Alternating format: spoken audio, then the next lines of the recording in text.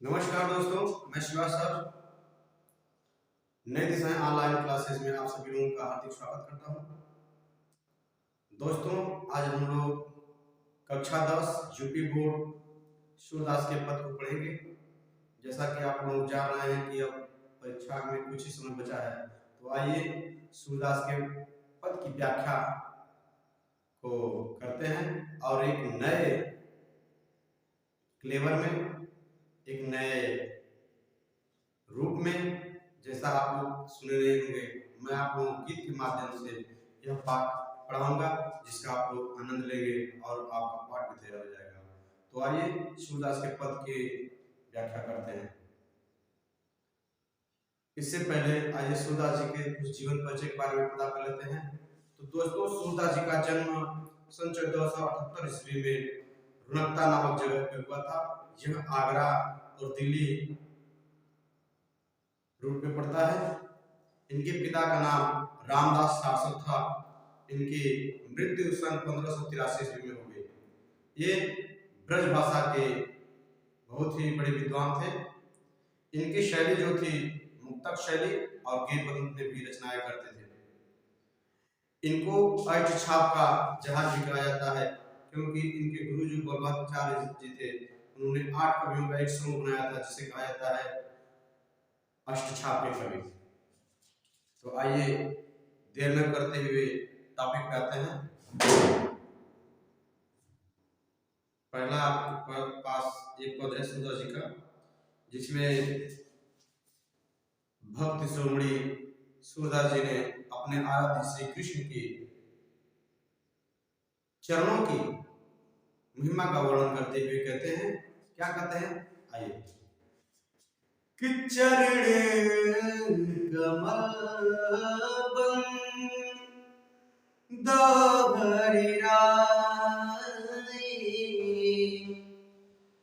चरण कमल बंद हरिराई, जाकी कृपा पंग लंघे, अंधे को सब कुछ दर्शाई, बहिरो सुने गूंग पुनि बोले, रंग चले सिर छत्र धराई, सूरदास स्वामी करना बार बार बंदोती पाई, बार बार बंदोती पाई।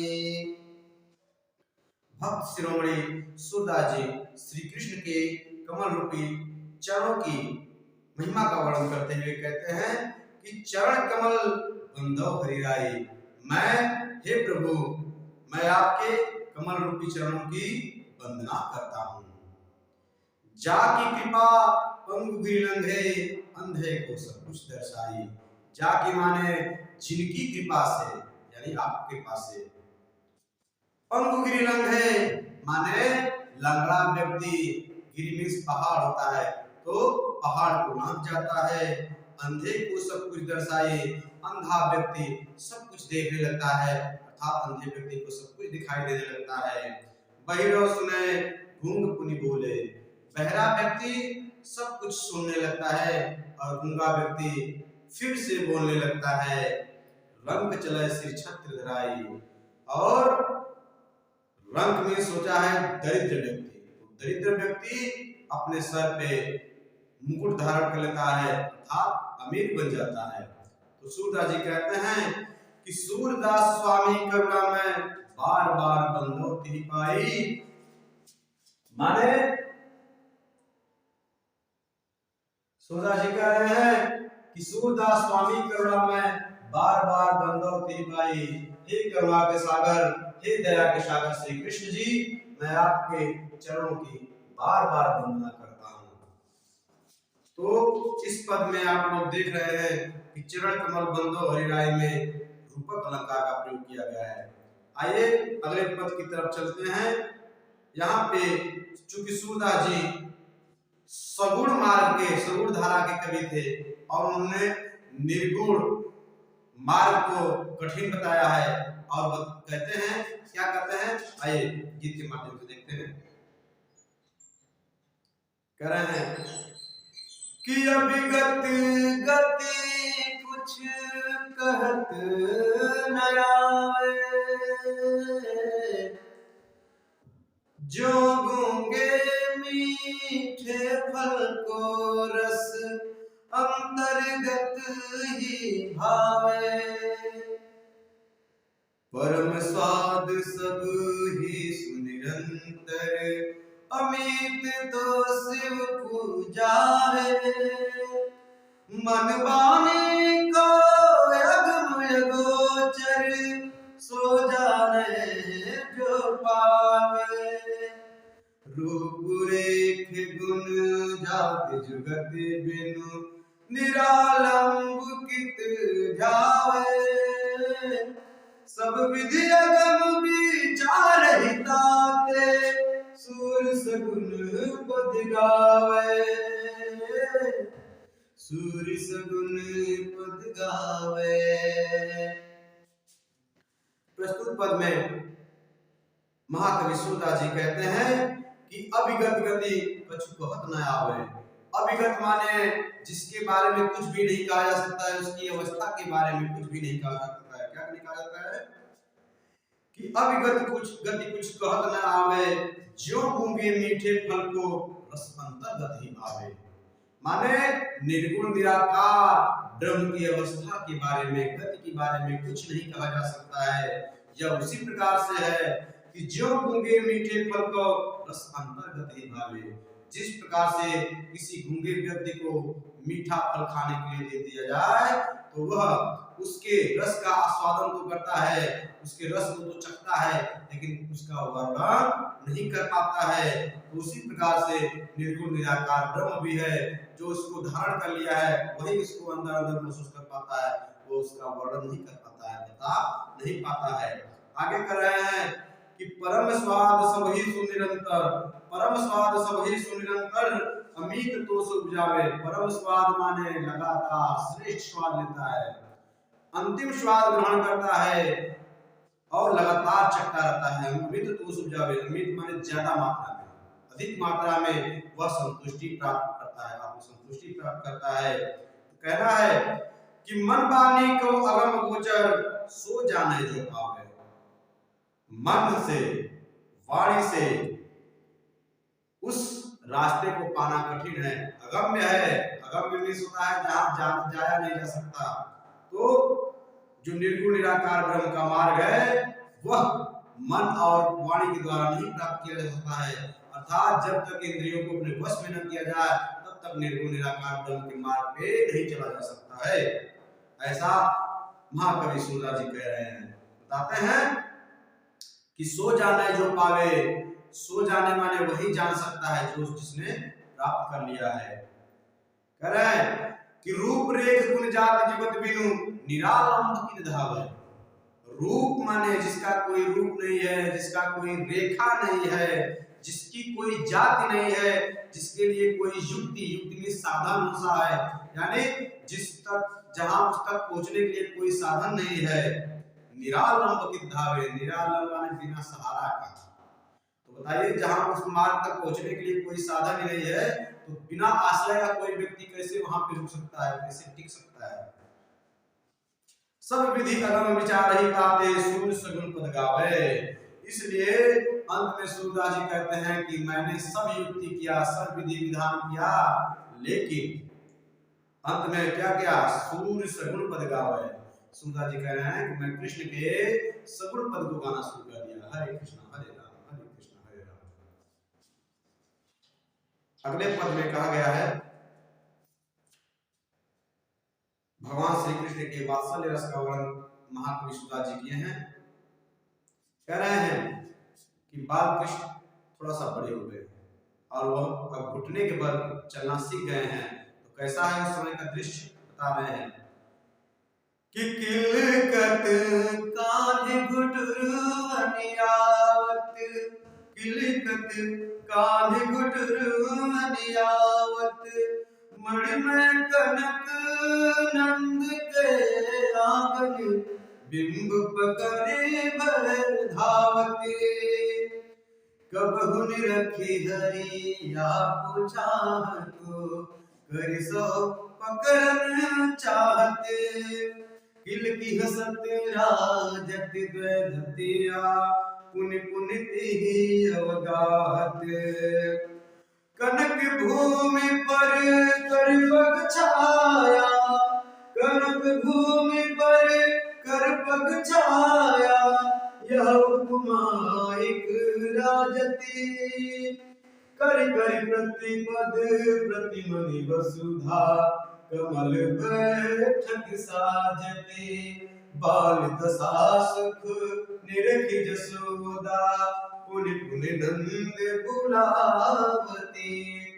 अचरा तरले ढाकी सूर के, प्रभु को दूध पियावती। किलकत कान्हे गुटुरवनी आवत। यानी कृष्ण अब बकैया खींच रहे हैं, और बकैया खींचते हुए कहां पे आ रहे हैं, इसी का वर्णन महाकवि सूरदास जी ने अपने पद में किया है। कह रहे हैं कि किलकत कान गुटुरवनी आवत, माने किलकारी मारते हुए, खिलखिला कर हंसते हुए, घुटने के बल कौन चला रहा है, श्री कृष्ण चले आ रहे हैं।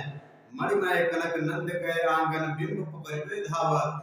मणिमय माने मणियों से सुसज्जित, हीरे जवाहरात से सुसज्जित नंद के आंगन में बिंब पकड़े हुए धावत। अपनी परछाई को देखते हैं तो वो उसे बार बार पकड़ने के लिए अपना हाथ बढ़ाते हैं, दौड़ते हैं। कबहु निरखी हरि आप चाहतो, करि सो पकड़न चाहा। आगे सूरदास जी कह रहे हैं कि हे प्रभु, जब आप उस हीरे जवाहरात से सजे हुए फर्श में अपनी परछाई को देखते हैं तो करि सो पकड़न चाहा। करि मीन्स होता है हाथ, तो हाथ बढ़ाकर आप उसे पकड़ने का प्रयास करते हैं, प्रयत्न करते हैं। आगे कर रहे हैं कि किल की हसत राजत द्वैधतिया, पुनि पुनि तिहि अवगाहत। और उसी दरमियान परछाई को पकड़ने के दरमियान ही आप जोर से खिलखिला कर हंसते हैं, और आपके मुख में दो सुंदर सुंदर दांत जमे हुए हैं जो बहुत ही सुंदर लग रहे हैं, शोभनी लग रहे हैं। और बार बार पुनि पुनि तिहि अवगाहत, बार बार आप दोनों दांतों क्या कर रहे हैं, दिखा रहे हैं। अवगाहत में होता है बार बार दिखाना। तो कनक भूमि पर कर पग छाया, यह उपमा एक राजति। कनक भूमि माने स्वर्ण भूमि पर, कर पग छाया माने कर माने हाथ, पग माने पैर की जब छाया पड़ती है तो यह उपमा एक राजति। तो वहां एक नई शोभा उत्पन्न होती है, नई सुंदरता का वो जन्म होता है। और वह जन्म कैसा होता है, बता रहे हैं सूरदास जी कि करि करि प्रतिपद प्रतिमनि वसुधा, कमल बैठक साजते। करि करि माने हाथ और पैर की जगह पर, प्रतिमनि वसुधा माने जब प्रत्येक मणियां कोने पर लगी हुई है, लाल लाल गुलाबी गुलाबी मणियां, वे कमल के समान लगती हैं। तो ऐसा लगता है कि मानो धरती मां ने कमल का फूल बिछा करके श्री कृष्ण के स्वागत में बैठी हुई है। बाल दशा सुख निरखि जसोदा, पुनि पुनि नंद बुलावती। अचरा तरले ढाकी सूर्य की, प्रभु को दूध पियावती। जहां वात्सल्य रस का बहुत ही सुंदर वर्णन किए हैं महाकवि सूरदास जी। कह रहे हैं कि बाल दशा सुख निरखि जसोदा। बाल दशा माने बच्चे की उस अवस्था को देख करके, बच्चा घुटने के बल बकैया खींचते आ रहा है, अपने दांतों को दिखा रहा है, खिलखिला के हंस रहा है। तो उस अवस्था को देख करके, उस दशा को देख करके जसोदा माता को रहा नहीं जाता है, वह बार बार नंद बाबा को बुला रही है। और इसके बाद अचरा तरले ढाकी सूर्य के, प्रभु को दूध पियाती। और इसके बाद अपने आंचल के तले नीचे ढक करके श्री कृष्ण को दूध पिलाने लगती है। अगले पद में और मजेदार और बढ़िया से और अच्छे से सूरदास जी ने श्री कृष्ण की महिमा का वर्णन किए हैं। और जैसे एक बच्चा होता है, थोड़ा सा और बड़े हो गए हैं, यानी उनकी अवस्था 5-6 वर्ष की है, तो एक छोटा बच्चा कैसे जिद करता है, हठ करता है, उसका वर्णन श्री कृष्ण जी का महाकवि सूरदास जी ने किया है। तो आइए देखते हैं। कह रहे हैं कि मैं अपने सब गाय चरैहा, प्रातः होत बल के संग जइहा, तेरे कहे न रही हो मैया, कहे न रहिहा। कि मैं अपनी सब गाय चरैहा, प्रातः होत बल के संग जइहा, तेरे कहे न रही हो मैया, कहे न रहिहा। कि ग्वाल बाल गाय के भीतर न कहु डर नहीं लागत, आज न सो नंद दुहाई रनि रहो को जागत। और ग्वाल सब गाय चरई है, मैं घर बैठे रहो, सूर्य श्याम तुम सोई रहो, अब प्रातः जान मैं देहो। तो कैसे माँ झुक जाती है बच्चे के हट के आगे, इसी का वर्णन महाकवि सुंदरदास जी ने अपने पद के माध्यम से किए हैं। आइए देखते हैं। कह रहे हैं कि मैं अपनी सब गाय चरई हूं। शाम हो गई है, बिस्तर पे सोने का समय आया है, लेकिन कृष्ण जिद कर बैठते हैं और कह रहे हैं कि हे माँ, मैं अपनी सभी गायों को चराने के लिए जाऊंगा। प्रातः होत बल के संग जइहो, तेरे कहे न रहिहो। जब सुबह होगी ना तो मैं बदलाव भैया के साथ जाऊंगा और तुम्हारे कहने से भी नहीं रुकूंगा माँ। ग्वाल बाल गाय के भीतर न कहु डर नहीं लागत। आगे कृष्ण भगवान कह रहे हैं कि जब ग्वाल बाल हमारे आसपास खेलते हैं, रहते हैं, गाय हमारे बगल में चलती है, तो हमें थोड़ा भी डर नहीं लगता है, न कहु डर नहीं लागत। आज न सोओ नंद दुहाई रैनि रहूं जागर। मैं नंद बाबा की कसम खाकर कहता हूं कि मैं आज पूरी रात्रि नहीं सोऊंगा, जब तक तुम हाँ नहीं कर दोगी तब तक मैं नहीं सोऊंगा, रैनि रहूं जागर, पूरी रात भर जागता रहूंगा। और ग्वाल सब गाय चरे हो, मैं घर बैठे रहे हो। बताओ ये कैसे हो सकता है माँ कि और सब बच्चे, मेरे उम्र के बच्चे गाय चराने के लिए जंगल में जा रहे हैं और मैं घर बैठे रहकर जो है गाल पे हाथ रख के बैठा हूं। ये कैसे हो सकता है? मैं इतना नकारा नहीं हो सकता। तो कृष्ण कह रहे हैं कि और ग्वाल सब गाय चरे हो, मैं घर बैठे रहे हो। और ग्वाल सब गाय चराने के लिए जाएंगे और मैं घर बैठे रहूंगा, ये कैसे हो सकता है? नहीं हो सकता। तो सूर्य श्याम तुम सोई रहो, अब प्रातः जान मैं दे रहो। हे सूर्य के स्वामी कृष्ण, अब तुम सो जाओ। माँ कह रहे हैं कि अब तुम सो जाओ, जब सुबह होगी तो मैं तुम्हें बलदाव के साथ भेज दूंगी। तो कितना सुंदर वर्णन जो है महाकवि सुंदरदास जी ने अपने पद के माध्यम से किए हैं। जैसे लग रहा है कि साक्षात आपके सामने घटना घट रही है। आपके घर में भी बच्चे होंगे तो इस तरह का चीज करते होंगे। आइए देखते हैं। एक दिन गाय चराने गए, गाय चराकर वापस आ रहे हैं, बच्चे उनके साथ काफी छेड़छाड़ी कर दिए, उनको सता दिए हैं, उनके साथ मजाक कर दिए हैं, उनसे गाय हकवा दिए हैं। आकर के कृष्ण अपनी माँ को सारी व्यथा बताते हैं, दुख बताते हैं। कह रहे हैं, क्या बताते हैं? कह रहे हैं कि मैया हो ना, कि मैया हो ना चरई हो गाय, कि मैया हो ना चरई हो गाय। सिगरे बाल घिरावत मोसो, मेरो पाई पिराई, मैया हो ना चरई हो गाई। जौन पत्याही कुछ बलदाही, अपने सौ दिवाई। यह सुनि माई जसोदा बालन, गारी देत रिसाई। मैं पठवती अपने लड़का को, आवे मन बदलाई। सूर्य श्याम मेरो यति भारत ताहिर गाई। मैया होना चरई हो गाई, मैया होना चरई हो गाई। कह रहे हैं शाम को जब कृष्ण वापस आते हैं गाय चराने के बाद, अपनी माँ से कह रहे हैं कि माँ मैं गाय कभी चराने नहीं जाऊंगा। माँ क्यों नहीं जाऊंगा?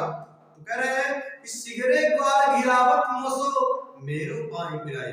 माँ सभी ग्वाल वाले मुझसे ही गायों को हकवाते हैं, गिरवाते हैं, इसलिए मेरे छोटे छोटे पैरों में दर्द होने लगा। माँ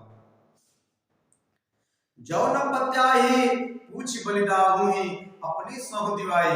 अगर आपको मेरी बातों पर विश्वास नहीं हो रहा है ना, तो आप बलदाऊ भैया से पूछ लीजिए, लेकिन कैसे पूछना? अपनी सौगंध दिलाकर पूछना माँ, नहीं तो वो भी झूठ बोल देंगे, उन्हीं ग्वाल वालों का संग देंगे। कह रहे हैं कि मैं पठौती अपने लड़का को, यह सुनी माय जसोदा ग्वालनी गाली देती रिसाई। यह सुनकर के जसोदा माँ उन ग्वाल वालों को गालियां देने लगती हैं और गुस्से में लाल हो जाती हैं। कह रहे हैं कि मैं पठौती अपने लड़का को आवत मन भराई है। मैं तो अपने कृष्ण को इसलिए पठाती हूँ, भेजती हूँ कि उसका मन थोड़ा बहल जाएगा। यहाँ पर अकेले अकेले वह उदास रहता है, तो कुछ ग्वाल वालों के बीच में जाएगा, घूम फिर लेगा, तो उसका जीव आन हो जाएगा। सूर्य श्याम मेरो अति बालक मारता है, यानी मेरे बच्चे की उम्र ही क्या है, और एक ग्वाल वाले निर्दयता पूर्वक उसको दौड़ा दौड़ा करके मार रहे हैं, मार दे रहे हैं, परेशान कर दे रहे हैं। तो किस प्रकार से एक सजीवता का वर्णन किया है सुंदर जी। आइए अगले पद की तरफ बढ़ते हैं हम लोग। यहाँ पे गोपियों के सौतिया डाक का वर्णन किया है महाकवि सुधा जी कि किस प्रकार से गोपियां उनकी बांसुरी से जल रही है। तो एक सखी दूसरी सखी से कह रही है, क्या कह रही है? कह रही है कि सखी मुरली लीजे चोरी, सखी मुरली लीजे चोरी। अरे जीनी गोपाल के अपने बस प्रीत सबने की तोरी, सखी मुरली लीजे चोरी। छिन एक भीतर निस्बासर, छिन एक घर भीतर निस्बासर, धरत न कब हो चोरी, सखी मुरली लीजे चोरी।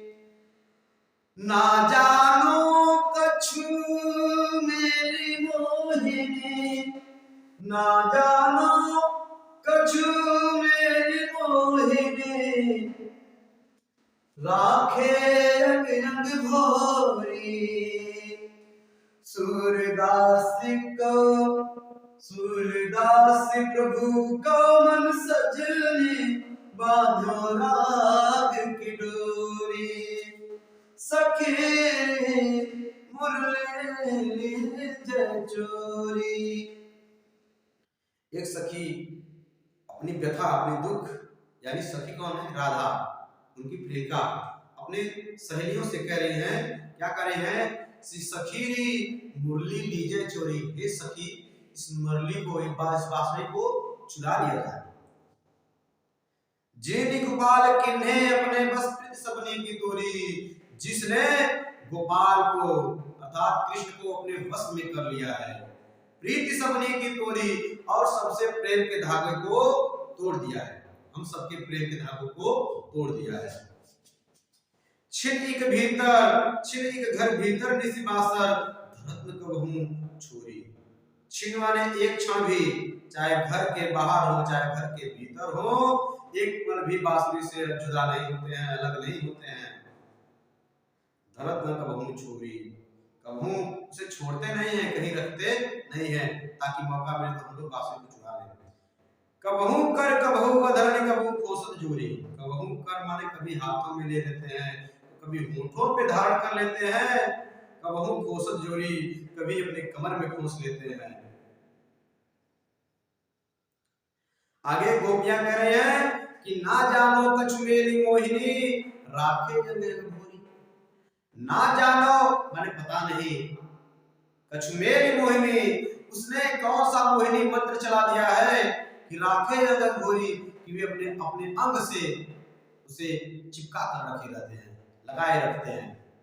सूरदास प्रभु को मन सजनी बांधियो रग राग की डोरी। सूरदास जी कहते हैं कि प्रभु को मन सजनी माने वह प्रभु के मन को बांध रखी है, उसकी सहेली बन गई है, उसकी संगनी बन गई है, बांधियो राग की डोरी। और उसने अपने गीत के राग की डोरी में कृष्ण को बांध रखा है। ये सखी इस बांसुरी को चुराना ही बेहतर होगा, जब भी मौका मिले तो उस बांसुरी को चुरा लिया जाए। तो आज के लिए दोस्तों इतना ही। अगर यह वीडियो आप लोगों को पसंद आया तो कृपया जल्दी से जल्दी फॉरवर्ड करिएगा, लाइक करिए, कमेंट करिए, ताकि आगे और बेहतर किया जा सके। जय हिंद, जय भारत। नई दिशाएं ऑनलाइन चैनल को आप लोग सब्सक्राइब करना न भूलें।